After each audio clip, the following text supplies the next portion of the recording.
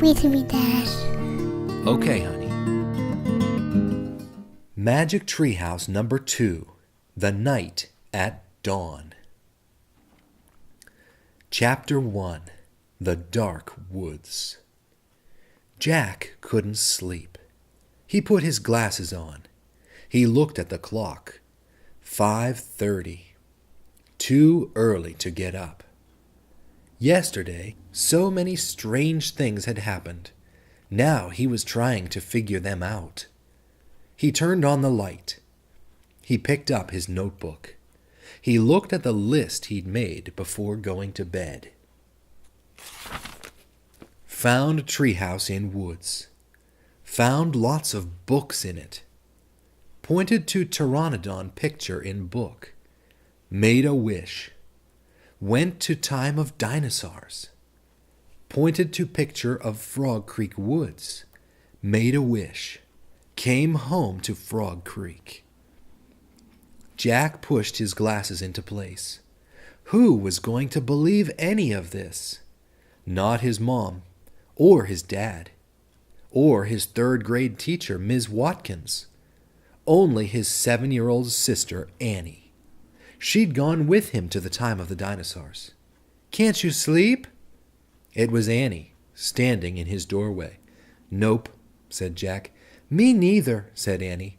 "What are you doing?" She walked over to Jack and looked at his notebook. She read the list. "Aren't you going to write about the gold medal?" she asked. "You mean the gold medallion," said Jack. He picked up his pencil and wrote, "Found this in dinosaur time." "Aren't you going to put the letter M on the medal?" said Annie. "Medallion," said Jack, "not medal." He added an M. "Aren't you going to write about the magic person?" said Annie. "We don't know for sure if there is a magic person," said Jack. "Well, someone built the treehouse in the woods. Someone put the books in it. Someone lost a gold medal in dinosaur time." "Medallion," said Jack for the third time. "And I'm just writing the facts, the stuff we know for sure."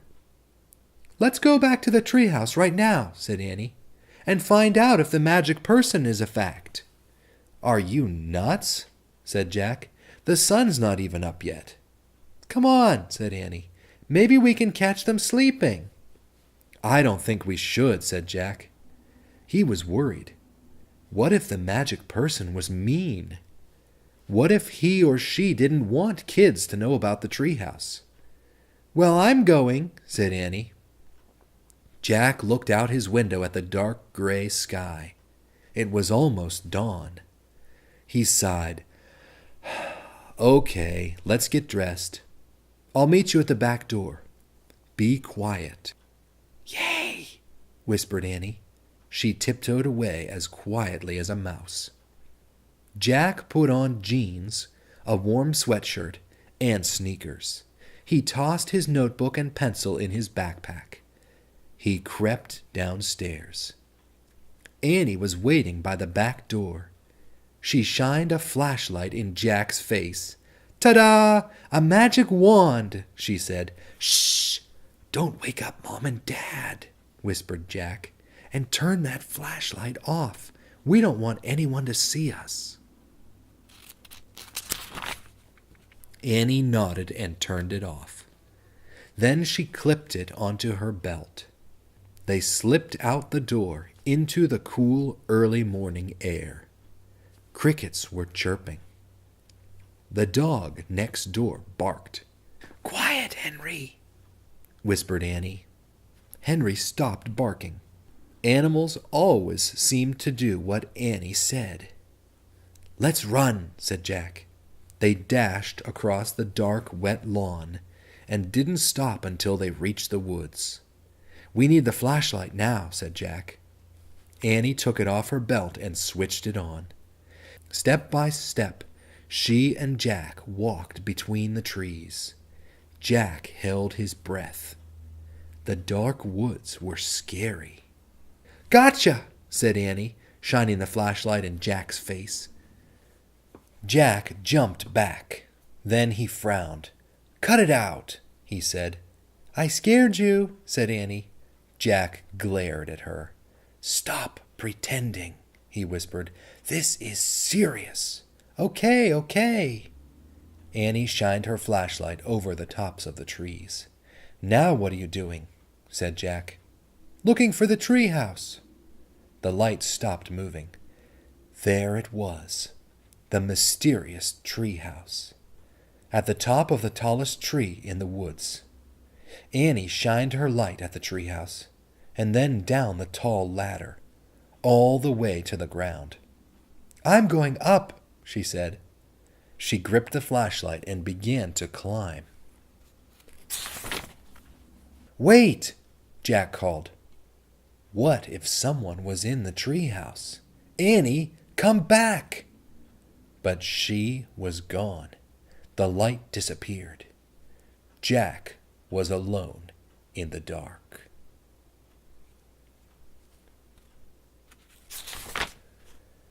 Chapter 2. Leaving Again. "No one's here!" Annie shouted down. Jack thought about going home. Then he thought about all the books in the treehouse. He started up the ladder. When he was nearly to the treehouse, he saw light in the distant sky. Dawn was starting to break. He crawled through a hole in the floor and took off his backpack. It was dark inside the treehouse. Annie was shining her flashlight on the books scattered about. "They're still here," she said. She stopped the light on a dinosaur book. It was the book that had taken them to the time of the dinosaurs. "Remember the Tyrannosaurus?" asked Annie. Jack shuddered. Of course he remembered. How could anyone forget seeing a real, live Tyrannosaurus Rex? The light fell on a book about Pennsylvania. A red silk bookmark stuck out of it. "Remember the picture of Frog Creek?" said Annie. "Of course," said Jack. That was the picture that had brought them home. "There's my favorite," said Annie. The light was shining on a book about knights and castles. There was a blue leather bookmark in it. Annie turned to the page with the bookmark. There was a picture of a knight on a black horse. He was riding toward a castle. "Annie, close that book," said Jack. "I know what you're thinking." Annie pointed at the knight. "Don't, Annie!" "We wish we could see this guy for real," Annie said. "No, we don't," shouted Jack. They heard a strange sound. It sounded like a horse neighing.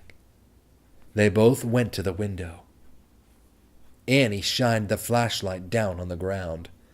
"Oh, no," whispered Jack. "A knight," said Annie.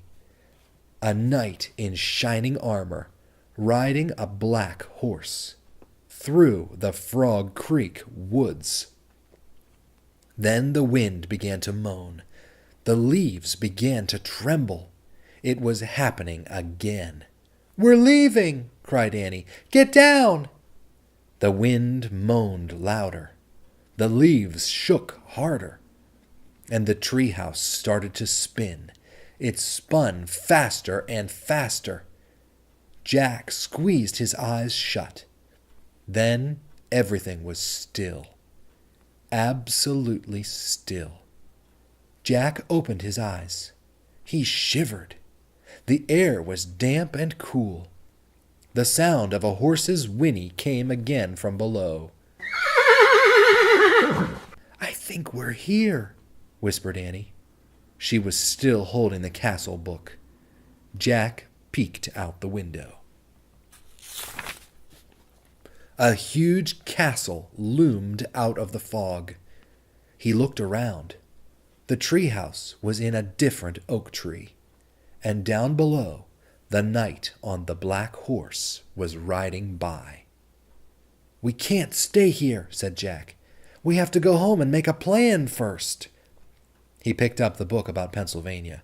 He opened it to the page with the red silk bookmark. He pointed to the photograph of the Frog Creek woods. "I wish—" "No!" said Annie. She yanked the book away from him. "Let's stay! I want to visit the castle!" "You're nuts. We have to examine the situation," said Jack. "From home." "Let's examine it here," said Annie. "Come on." He held out his hand. "Give it." Annie gave Jack the book. "Okay, you can go home. I'm staying," she said. She clipped the flashlight to her belt. "Wait," said Jack. "I'm going to take a peek, a tiny peek," she said, and she scooted down the ladder. Jack groaned. Okay, she had won. He couldn't leave without her. Besides, he sort of wanted to take a peek himself. He put down the book about Pennsylvania. He dropped the castle book into his pack. He stepped onto the ladder and headed down into the cool, misty air. Chapter 3. Across the Bridge. Annie was under the tree, looking across the foggy ground. "The knight's riding toward that bridge, I think," said Annie. "The bridge goes to the castle." "Wait, I'll look it up," said Jack. "Give me the flashlight." He took the flashlight from her and pulled the castle book out of his pack. He opened it to the page with the leather bookmark. He read the words under the picture of the knight. "This is a knight arriving for a castle feast." Knights wore armor when they traveled long and dangerous distances. The armor was very heavy. A helmet alone could weigh up to 40 pounds. Wow! Jack had weighed 40 pounds when he was 5 years old. So it'd be like riding a horse with a 5-year-old on your head. Jack pulled out his notebook. He wanted to take notes, as he'd done on their dinosaur trip. He wrote, "Heavy head." What else? He turned the pages of the castle book.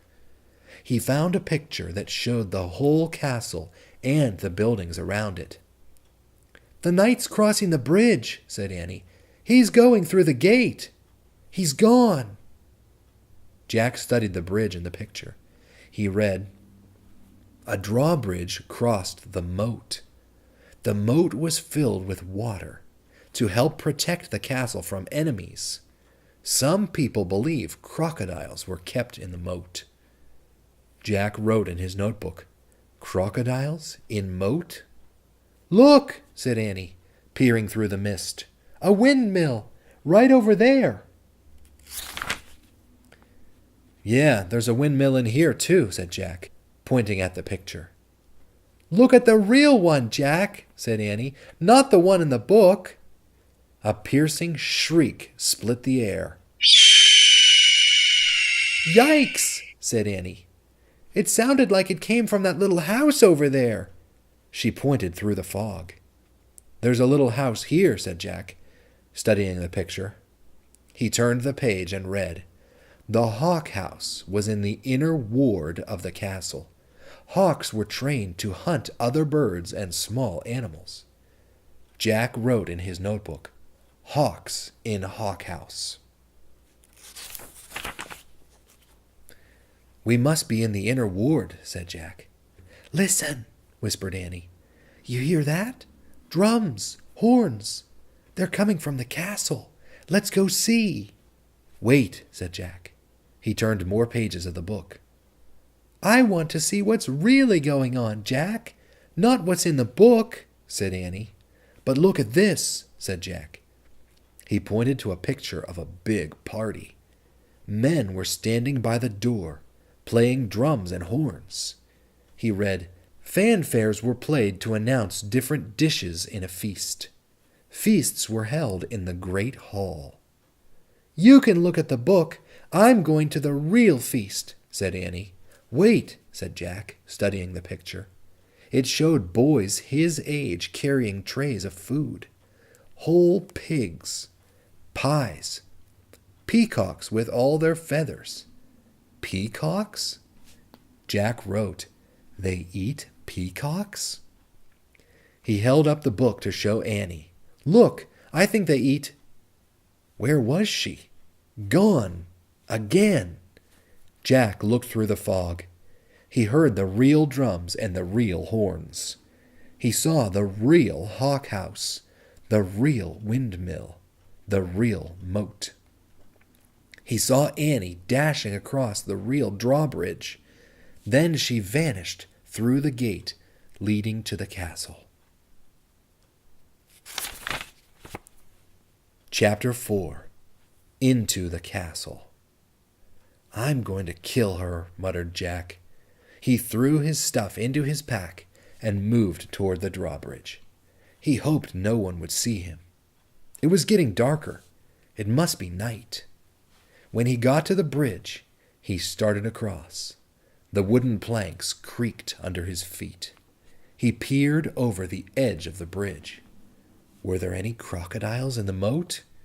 He couldn't tell. "Halt!" someone shouted.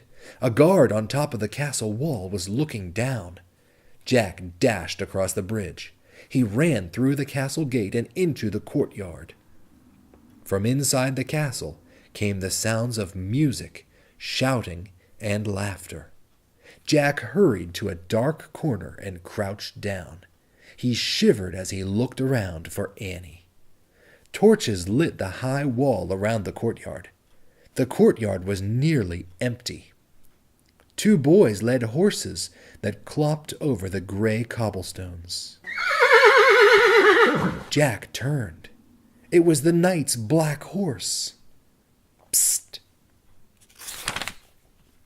He peered into the darkness. There was Annie. She was hiding behind a well in the center of the courtyard. She waved at him. Jack waved back. He waited until the boys and horses disappeared inside the stable.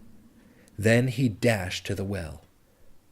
"I'm going to find the music," whispered Annie. "Are you coming?" "Okay," Jack said with a sigh. They tiptoed together across the cobblestones. Then they slipped into the entrance of the castle. Noise and music came from a bright room in front of them. They stood on one side of the doorway and peeked in. "The feast in the great hall," whispered Jack. He held his breath as he stared in awe. A giant fireplace blazed at one end of the noisy room. Antlers and rugs hung on the stone walls. Flowers covered the floor. Boys in short dresses carried huge trays of food. Dogs were fighting over bones under the tables. People in bright clothes and funny hats strolled among the crowd. Some played funny-shaped guitars. Some tossed balls in the air. Some balanced swords on their hands. Men and women dressed in capes and furs sat at long, crowded wooden tables. "I wonder which one is the knight," said Jack. "I don't know," whispered Annie, "but they're eating with their fingers." Suddenly, someone shouted behind them. Jack whirled around. A man carrying a tray of pies was standing a few feet away. "Who art thou?" he asked angrily. "Jack," squeaked Jack. "Annie," squeaked Annie. Then they ran as fast as they could down a dimly lit hallway. Chapter 5. Trapped. "Come on!" cried Annie. Jack raced behind her. Were they being followed? "Here! Quick!" Annie dashed toward a door off the hallway. She pushed the door open. The 2 of them stumbled into a dark, cold room. The door creaked shut behind them.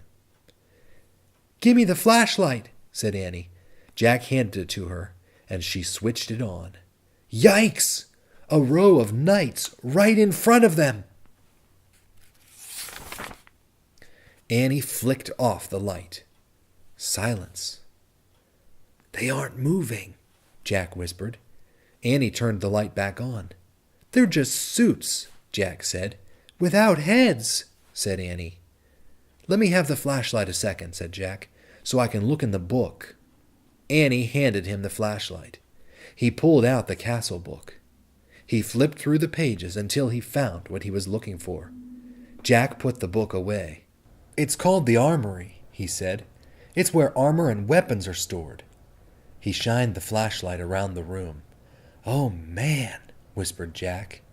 The light fell on shiny breastplates, leg plates, arm plates, on shelves filled with helmets and weapons, on shields, spears, swords, crossbows, clubs, battle axes. There was a noise in the hall. Voices! "Let's hide," said Annie. "Wait," said Jack. "I gotta check on something first." "Hurry," said Annie. "It'll just take a second," said Jack. "Hold this." He handed Annie the flashlight. He tried to lift a helmet from a shelf. It was too heavy. He bent over and dragged the helmet over his head. The visor slammed shut. Oh, forget it. It was worse than having a 5-year-old on your head. More like having a 10-year-old on your head. Not only could Jack not lift his head, he couldn't see anything either. "Jack!" Annie's voice sounded far away. "The voices are getting closer." "Turn off the flashlight." Jack's voice echoed inside the metal chamber. He struggled to get the helmet off. Suddenly he lost his balance and went crashing into other pieces of armor. The metal plates and weapons clattered to the floor. Jack lay on the floor in the dark. He tried to get up, but his head was too heavy. He heard deep voices. Someone grabbed him by the arm. The next thing he knew, his helmet was yanked off. He was staring into the blazing light of a fiery torch. Chapter 6. Ta-da! In the torchlight, Jack saw 3 huge men standing over him. One with very squinty eyes held the torch. One with a very red face held Jack. And one with a very long mustache held on to Annie. Annie was kicking and yelling. "Stop!" said the one with the very long mustache. "Who art thou?" said the one with the very red face. "Spies, foreigners, Egyptians, Romans, Persians," said the squinty-eyed one. "No, you dummies," said Annie. "Oh, brother," Jack muttered. "Arrest them," said Redface. "The dungeon," said Squinty Eyes. The guards marched Jack and Annie out of the armory. Jack looked back frantically. Where was his backpack? "Go," said a guard, giving him a push. Jack went. Down they marched, down the long, dark hallway. Squinty, Annie, Mustache, Jack, and Red. Down a narrow, winding staircase. Jack heard Annie shouting at the guards. "Dummies! Meanies! We didn't do anything!" The guards laughed. They didn't take her seriously at all. At the bottom of the stairs was a big iron door with a bar across it. Squinty pushed the bar off the door. Then he shoved at the door. It creaked open. Jack and Annie were pushed into a cold, clammy room. The fiery torch lit the dungeon. There were chains hanging from the filthy walls. Water dripped from the ceiling, making puddles on the stone floor. It was the creepiest place Jack had ever seen. "We'll keep them here till the feast is done. Then turn them over to the Duke," said Squinty. "He knows how to take care of thieves." "There will be a hanging tomorrow," said Mustache. "If the rats don't get them first," said Red. They all laughed. Jack saw that Annie had his backpack. She was quietly unzipping it. "Come on, let's chain the 2 of them," said Squinty. The guards started toward them. Annie whipped her flashlight out of the pack. "Ta-da!" she yelled. The guards froze. They stared at the shiny flashlight in her hand. Annie switched the light on. The guards gasped in fear. They jumped back against the wall. Squinty dropped the torch. It fell into a dirty puddle on the floor, sputtered, and went out. "My magic wand!" Annie said, waving the flashlight. "Get down, or I'll wipe you out!" Jack's mouth dropped open. Annie fiercely pointed her light at one, then the other.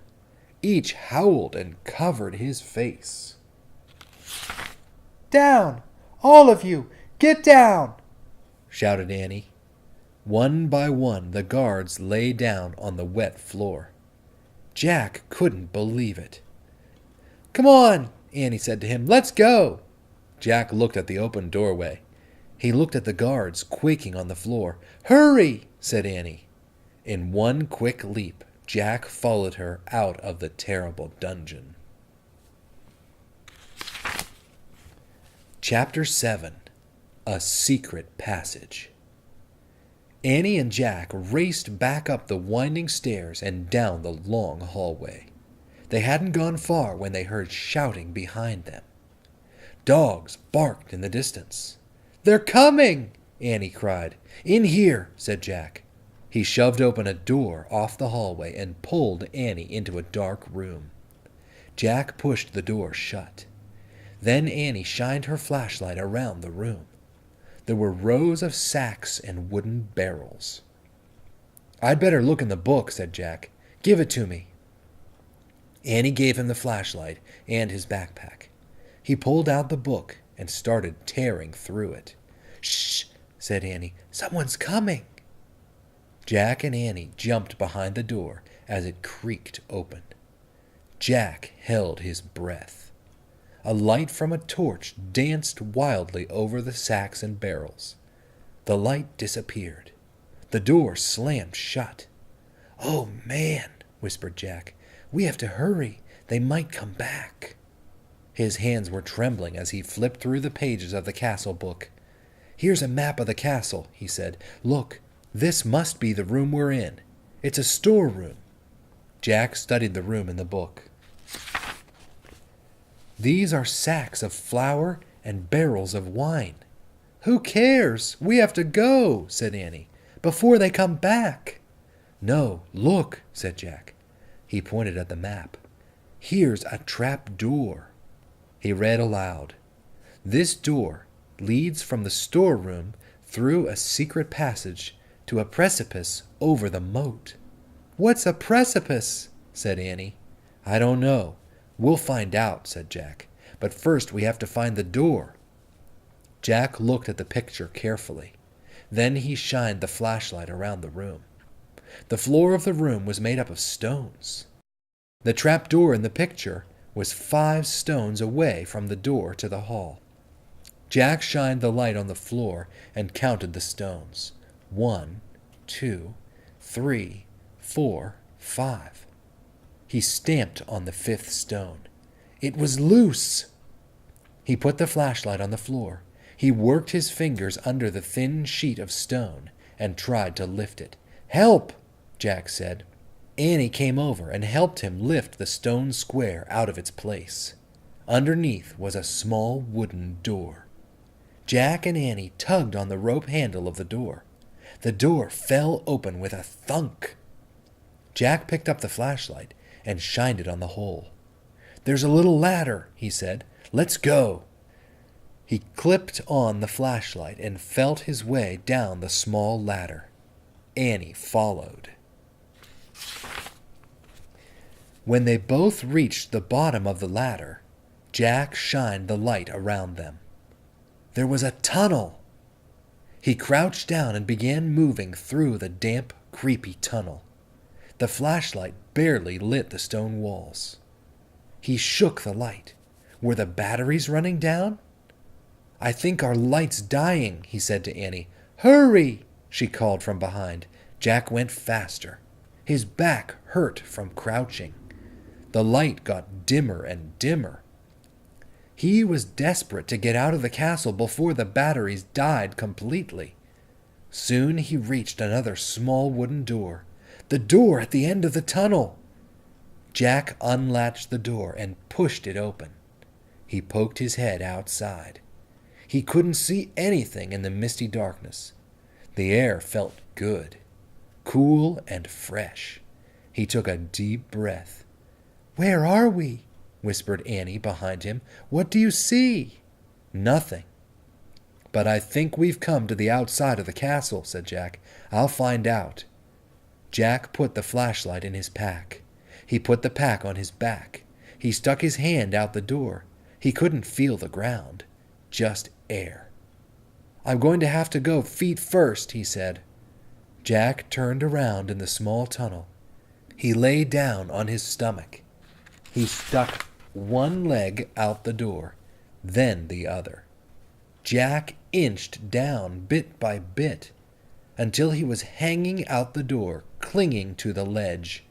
"This must be the precipice," he called to Annie. "Pull me up." Annie reached for Jack's hands.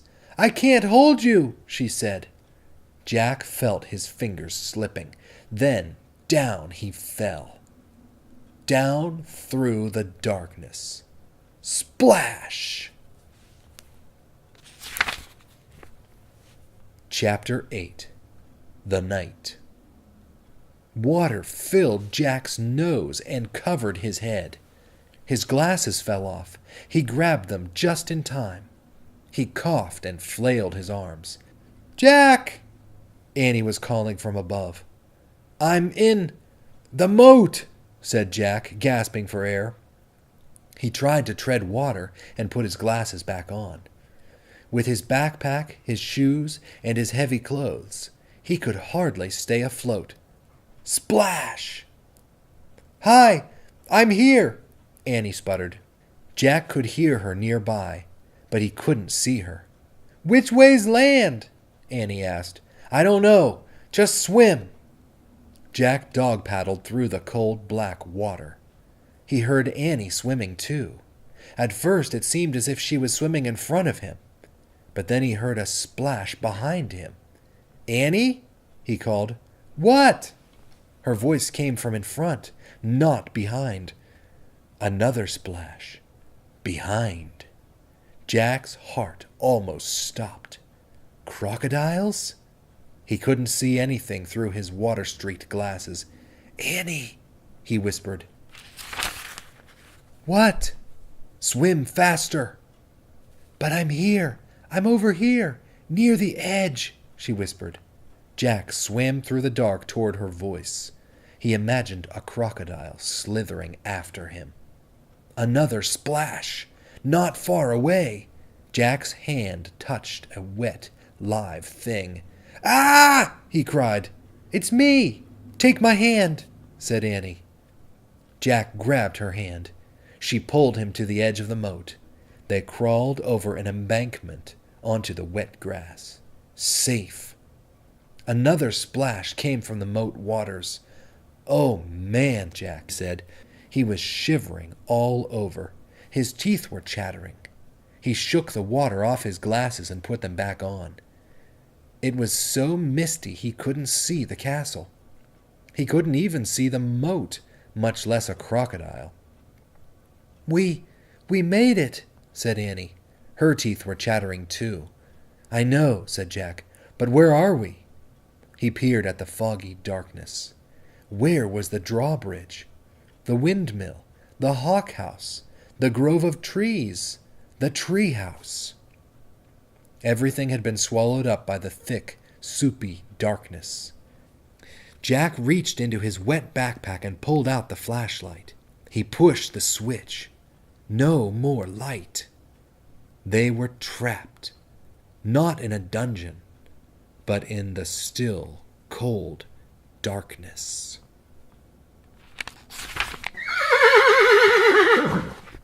A horse's whinny. Just then the clouds parted. A full moon was shining in the sky. A pool of light spread through the mist. Then Jack and Annie saw him just a few feet away. The knight. He sat on the black horse. His armor shone in the moonlight.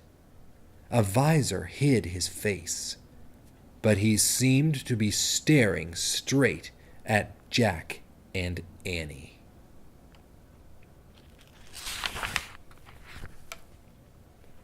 Chapter 9. Under the Moon. Jack froze. "It's him," Annie whispered. The knight held out his gloved hand. "Come on, Jack," Annie said. "Where are you going?" said Jack. "He wants to help us," said Annie. "How do you know?" "I can just tell," said Annie. Annie stepped toward the horse. The knight dismounted. The knight picked Annie up and put her on the back of his horse. "Come on, Jack," she called. Jack moved slowly toward the knight. It was like a dream. The knight picked him up too. He placed Jack on the horse, behind Annie. The knight got on behind them. He slapped the reins. The black horse cantered beside the moonlit water of the moat. Jack rocked back and forth in the saddle. The wind blew his hair. He felt very brave and very powerful. He felt as if he could ride forever on this horse with this mysterious knight, over the ocean, over the world, over the moon. A hawk shrieked in the darkness. "There's the tree house," said Annie. She pointed toward a grove of trees. The knight steered the horse toward the trees. "See, there it is," Annie said, pointing to the ladder. The knight brought his horse to a stop. He dismounted and helped Annie down. "Thank you, sir," she said, and she bowed. Then Jack, "Thank you," he said, and he bowed also. The knight got back on his horse. He raised his gloved hand. Then he slapped the reins and rode off through the mist. Annie started up the tall ladder, and Jack followed. They climbed into the dark treehouse and looked out the window. The knight was riding toward the outer wall. They saw him go through the outer gate. Clouds started to cover the moon again. For a brief moment, Jack thought he saw the knight's armor gleaming on the top of a hill beyond the castle. The clouds covered the moon completely, and a black mist swallowed the land. "He's gone," whispered Annie. Jack shivered in his wet clothes as he kept staring at the blackness. "I'm cold," said Annie. "Where's the Pennsylvania book?" Jack heard Annie fumble in the darkness. He kept looking out the window. "I think this is it," said Annie. "I feel a silk bookmark." Jack was only half listening. He was hoping to see the knight's armor gleam again in the distance. "Okay, I'm going to use this," said Annie, "because I think it's the right one. Here goes. Okay, I'm pointing. I'm going to wish. I wish we could go to Frog Creek." Jack heard the wind begin to blow, softly at first. "I hope I pointed to the right picture in the right book," said Annie. "What?" Jack looked back at her. "Right picture? Right book?" The treehouse began to rock. The wind got louder and louder. "I hope it wasn't the dinosaur book," said Annie. "Stop!" Jack shouted at the treehouse. Too late. The treehouse started to spin. It was spinning and spinning. The wind was screaming. Then, suddenly, there was silence. Absolute silence. Chapter 10.